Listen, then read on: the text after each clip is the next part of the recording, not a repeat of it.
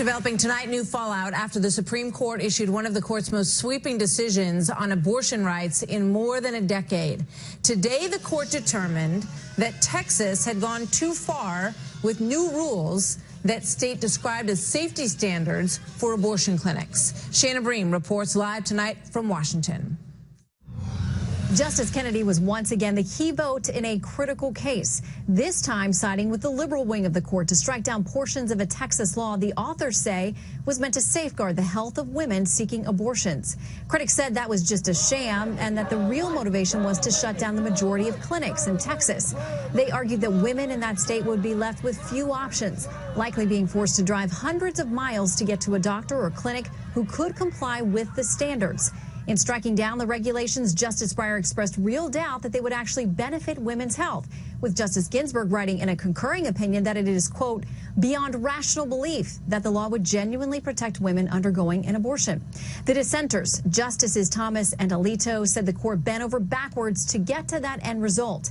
Thomas writing that the court actually reworked the rules, benefiting, quote, judicially created rights like abortion, while disfavoring many of the rights actually outlined in the Constitution. Both sides say the battle is not over. Today is just day one. We've got an election where these issues are on referendum. We've got an election where the future of women's rights, which are human rights, are at stake. This generation's pro-life. The tide has turned in our country. Our culture is changing. We just have to transform Washington now.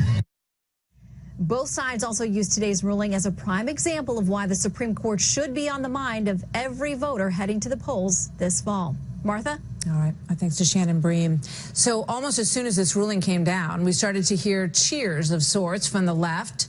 Trevor Noah of The Daily Show went on Twitter to encourage people to, quote, celebrate the SCOTUS ruling. Go knock someone up in Texas.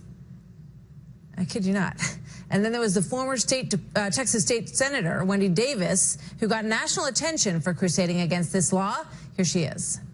Well, I'm overjoyed. I have to tell you, I was fighting back tears a moment ago as I was reading the SCOTUS blog, and the first line that came out saying that the Fifth Circuit opinion or decision had been reversed. It's incredible news for the women of Texas. It's incredible news for the women throughout this country. Interesting. So joining me now, Ben Shapiro is an attorney and editor-in-chief at dailywire.com, and Eboni Williams is an attorney and a Fox News contributor. Welcome to both of you. Thank you, Martha. I want to get your thoughts on the ruling, but your thoughts first, culturally, on the reaction that this got from some on the left. Ben, what do you think? Well, I mean, I think, number one, Trevor Noah is slightly below bubonic plague on the funny scale, so it's not really a shock that he'd come out with a tweet like that. But this shouldn't be a surprise. I think Trevor Noah kind of let loose what a lot of Democrats actually think, which is that there's no reason abortion should be safe, legal, and rare. The internal logic of that statement, the old Clinton formulation, doesn't hold. If abortion is about aborting something that isn't fully human, then why should it be rare? And if it is about aborting something that is human, then why exactly should it be legal? So the full-scale celebration that you see, the idea that abortion is actually birth control, that's what most Democrats believe, including the Democratic Party platform, which it was revealed today, calls for a destruction of literally all state and federal laws that restrict, quote, access to an abortion, as well as public funding for abortion both at home and abroad. They don't believe abortion should be safe, legal, and rare. They think that it's just a form of birth control. Eboni, what do you think?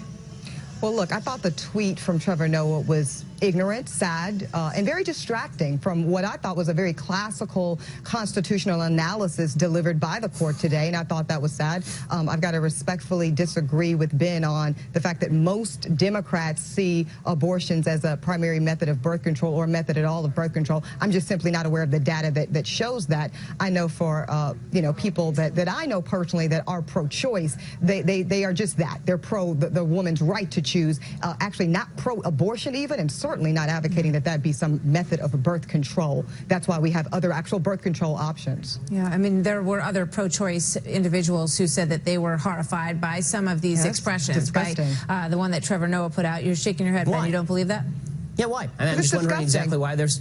Why I mean, was it disgusting? I thought it was a disgusting claim because it was a celebration, and it kind of, to me, underscored the point you made, Ben, and I think it's a sad and disgusting point that anyone in this country would view abortion as a method of birth control. But why would you object to that? If you don't think that the child is fully human, then why would you care? First I mean, you of don't all, care if somebody nobody has a said polyp that. removed. I think that you're connecting dots that I've certainly not stated. That So if the child is fully human, why are you okay with aborting it? So to be pro-choice. Actually, you know what? Senator Marco Rubio, I thought, really brilliantly laid out this analysis in one of the debates where he talked about this issue of whether or not the child is unborn, and does the child have rights, and also does the mother have rights, and where do those rights intersect or overlap? And I'm someone that believes that certainly the unborn child has rights. I believe that the mother has rights. I simply happen to be a person, and some believe that those mothers' rights deem to usurp those rights. But certainly it's not to disrespect. In what world would any of my rights allow me to kill another human being? Well, Ben, again, you're not a woman, and as a woman, I'm someone that's simply saying it is